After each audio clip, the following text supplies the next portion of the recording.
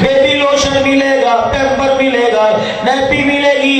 एक दिन के बच्चे के साइज का जूता झंग के बाजार में है, कपड़े बाजार में है, कंबल बाजार में है, वर्षों ने तरह तरह का खिलौना बाजार में, सारी चीजें अपनी औलाद को दी है।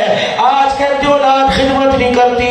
अगर औलाद ने पूछ लिया अम्मा माँ की गोद में कुरान वाली दौलत की देना तेरी जिम्मेदारी थी, अम्मा तेरी खिदमत तब करते, तूने वो दौलत हमें क्यों नहीं दी? जिस माँ का कुरान से खुद ही वास्ता न हो, जिस माँ का कुरान से खुद ही ताल्लुक ना हो, वो बच्चे को दौलत कहां से देगी? तेरे कदमों में तो अल्लाह ने जन्नत रखी थी, तू अपने आप को शीशे के आगे लेके खड़ी हो गई। तेरे हुस्नो जमाल को, तेरी पाक दामनी को, तेरे वक़ार, तेरी शख्सियत को अल्लाह ने कुरान की आयतों में बयान किया था। तो अपनी पहचान और अपने हुस्नो जमाल को ब्यूटी पार्लर में कहां से तलाश करने लग गई?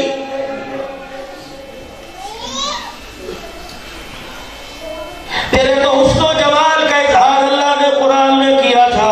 मेरी बच्ची, तू ब्यूटी पार्लर के आगे, ब्यूटी पार्लर में शीशे के आगे बैठ के सजने लग गई।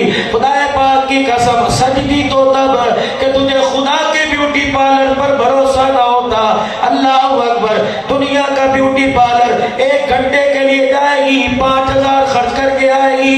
माँ की गोद में ब्यूटी पार्लर जो अल्लाह ने लगाया था, 9 महीने बाद परवरदिगार आलम ने ऐसा तैयार करके निकाला, फिर तुझे देख के कहा वत्तीन वज़ैतून वतूर सीनीना हाज़ल बलदिल अमीन लक़द ख़लक़नल इंसाना फ़ी अहसनि तक़वीम।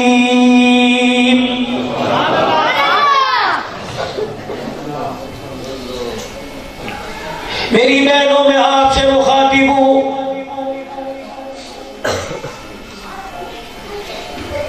चार आदमियों के सामने बैठ के शोर को दलील करती हो।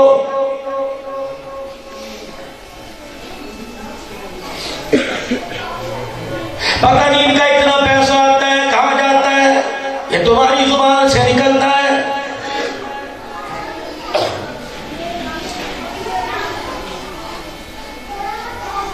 पता नहीं जब से मैं इनके घर में आई हूं बीमार रहने लग गई हूं, क्यों? कसूर तेरे शोर का नहीं, कसूर तेरा है। ये उलमाए किराम बैठे हैं, आपने मेरी बहन दुल्हन बनने का, आपने हसीना बनने का ब्यूटी पार्लर में तरीका सीखा, आपने शौहर के साथ जिंदगी गुजारने का। मुझे बताओ, तुम्हें किसी यूनिवर्सिटी में, किसी कॉलेज में, किसी मकतब में पहली जमात से लेकर BA तक, डॉक्टर की डिग्री लेने तक, तुम्हें किसी तक स्कूल के अंदर, किसी कॉलेज में बीवी बनने का तुम्हें सलीका बतलाया, शौहर की खिदमत करने का सलीका बतलाया।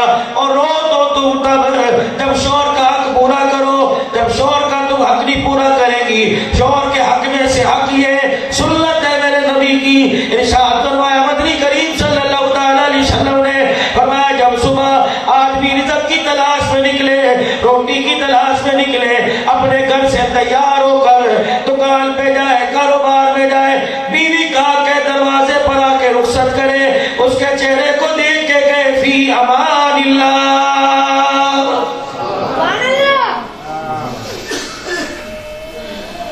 जहां तक शौहर पे नजर पड़े, देख देख के दुआ गए, इलाहुल आलमीन घर से चला गया, फी अमानिल्लाह कह के घर वापिस आने तक मैंने इसे तेरी रहमत वाली चादर में दे दिया है।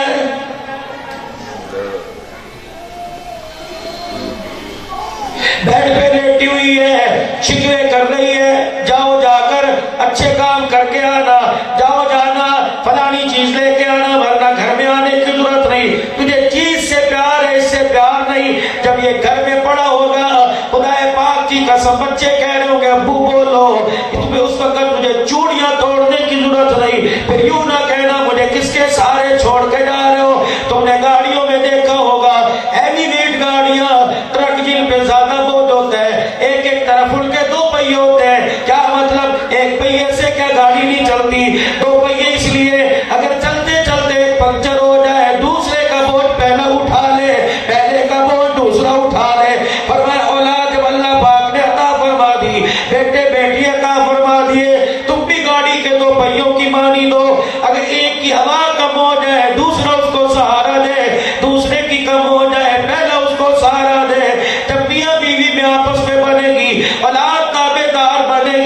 जब मियां बीवी में आपस में खटखट रहने लग गई तो औलाद बदकिरदार बनेगी।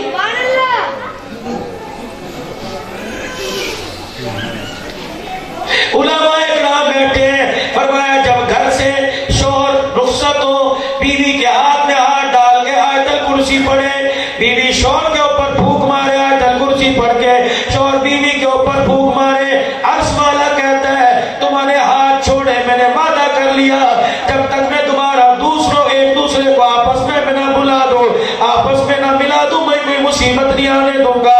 उलमाए किराम ने फरमाया जब मियां बीवी हाथ मिलाकर आयतल कुर्सी पढ़ते हैं वो जुदा होता है, वो जुदा होता है। फरमाया अगर उस दिन मौत का मुकर्रर हो गया, जब तक अल्लाह दोबारा नहीं मिला देगा उस वक्त तक मौत भी नहीं आएगी।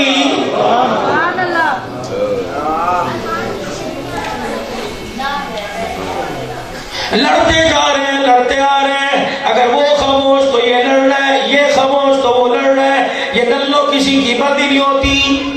सरकारे मदीना रूह कल्बो सीना इमामुल अंबिया महबूबे किबरिया हुजरे मुबारक से तशरीफ बाहर लाए, दो शख्सों को लड़ते देखा, वापिस अंदर चले गए।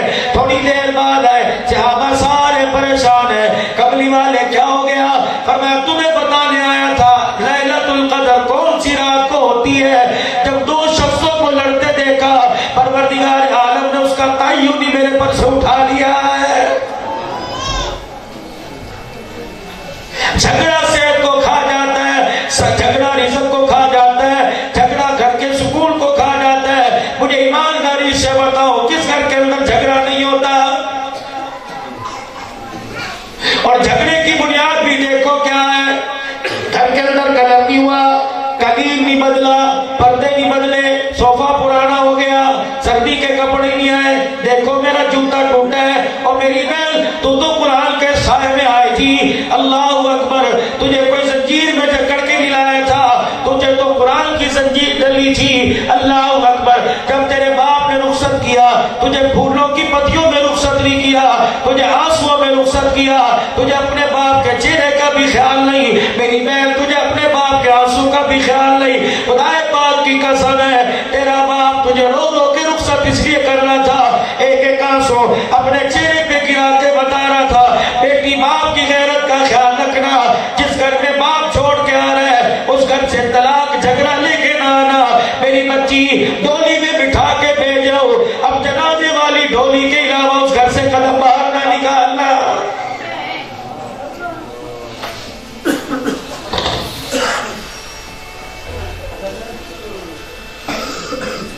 मेरी बहन मेरे भाइयों, किसी की बहन ऊपर बैठी होगी, किसी की बीवी ऊपर बैठी होगी, खुदा के वास्ते मैं तुम्हारे से अर्ज करके जा रहा हूँ, बदतमीज लोग हैं जो अपने घर वालों के शिकवे बाहर करते हैं, बदतमीज औरतें हैं जो अपने शौहर के शिकवे दूसरों में करते हैं।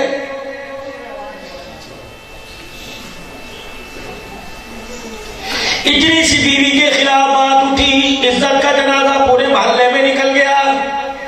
इतनी सी शौहर के खिलाफ बात की, तेरी बरादरी में इज्जत खत्म हो गई।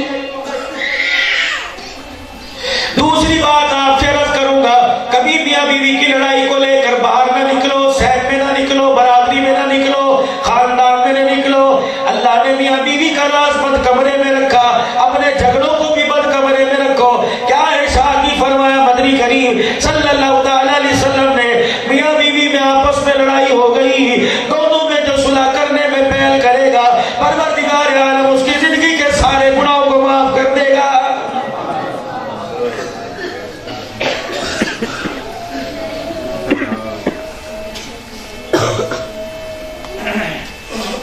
नबी का सहाबी है रज़ी अल्लाह तआला, घर तशरीफ लाए, बीवी ने देखा रात को दोनों हाथ खाली है,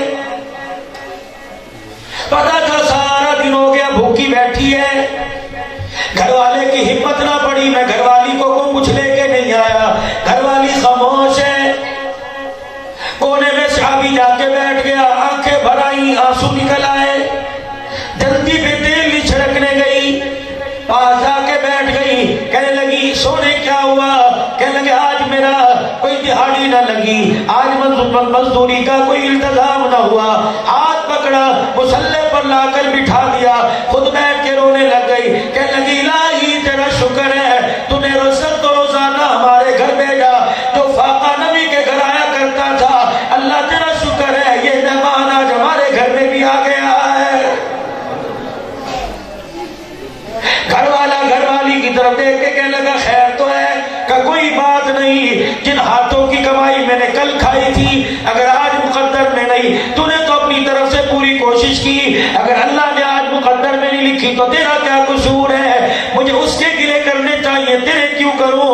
उसका गिला करूंगी वो नाराज, तेरा गिला करूंगी तू नाराज। आजा तू भी और मैं भी अल्लाह का शुक्र अदा करूं, जिसने आज भूखा रखा कल वो अल्लाह जरूर खिलाएगा।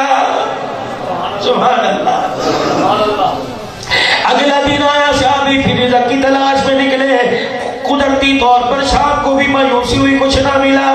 बीवी कहने लगी फिक्र ना करियो, अल्लाह अकबर, पास आके बैठ गई। तेरा सर दबाओ, तेरे पैर दबाओ, और अल्लाह वाली तेरी जान तो पहले कमजोर है, तूने खाना 2 दिन से नहीं खाया, कब मेरी फिक्र छोड़ दे, खुदाए पाक की कसम है नेक औरतें रिज़्क़ पे नहीं मना करती बल्कि सुहाग की सलामती पे मना करती है।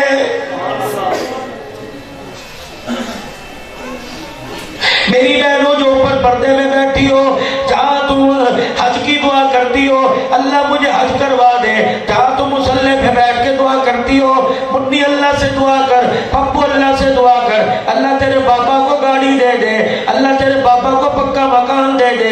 वही मुन्नी पप्पू से दुआ करा, मेरे लिए दुआ करो, सुहागनी जियो सुहागनी मरूं, खुदा करे मेरा जनाजा मेरे शौहर के कंधे पे जाए, अल्लाह ना करे ऐसा दिन आए मुझे देख के औरतें कहें बेवा औरत है। मेरी अजीजा खुदाए पाक की कसम शौहर अल्लाह की बड़ी नेमत है, नहीं यकीन बेवा होके देख लो, खुदाए पाक की कसम है 4 बच्चे तुम्हें 2 रोटियां तो देंगे लेकिन प्यार से तुम्हें महरूम कर देंगे।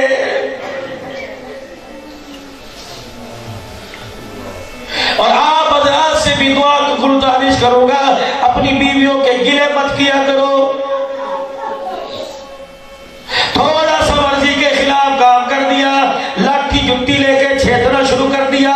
सुबह तुम घर से गए, ये भी तो किसी की बच्ची है, इसका बाप जब इसे बचपन में गोद में उठाया करता था, गिलास पानी का लेके आया करती थी, बाप गिलास छोड़ के हाथ चूमा करता था, हाय मेरी बच्ची के हाथ थक गए।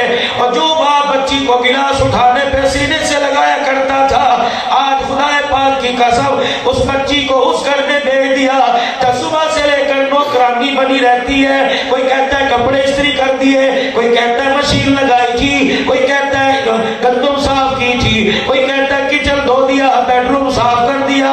इस कुमारी को कोई भी नहीं कहता भाभी ओ बीवी ओ माँ ओ बहन तूने खाना भी खाया है कि नहीं।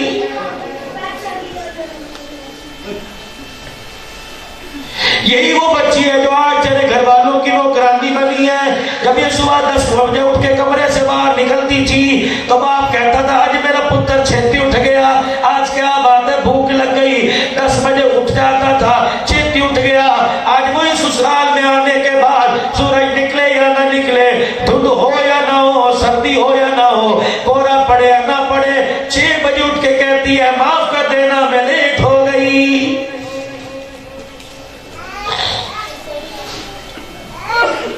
रोजा रख के एसी में सोने वाले, इससे भी तो पूछ, तूने रोजा रख के चूल्हे पे बैठ के 15 रोजेदारों की अफ्तारी बनाई, बता तुझे रोजा कैसा लगा।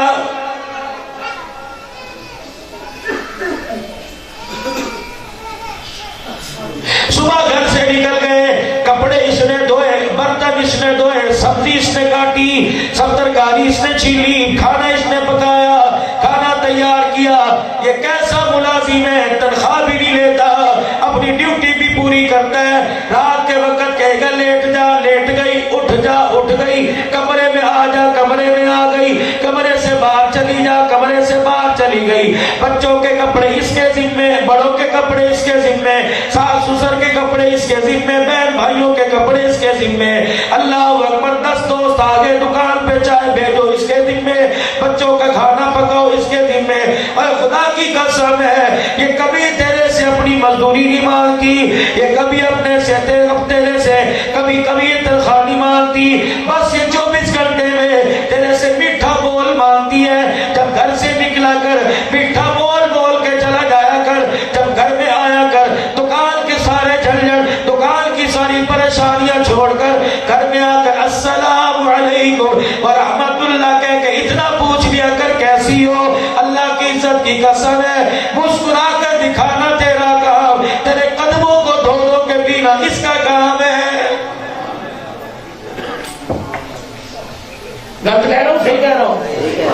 ओ जानवरों की तरह रूसी भी शक्ल लेके घर पे आ रहे हैं, भाई रोगी तेरी नहीं लगी, दिहाड़ी तेरी नहीं लगी, उधार तुझे नहीं मिला, इसका क्या कसूर? साहब इसका कसूर क्या?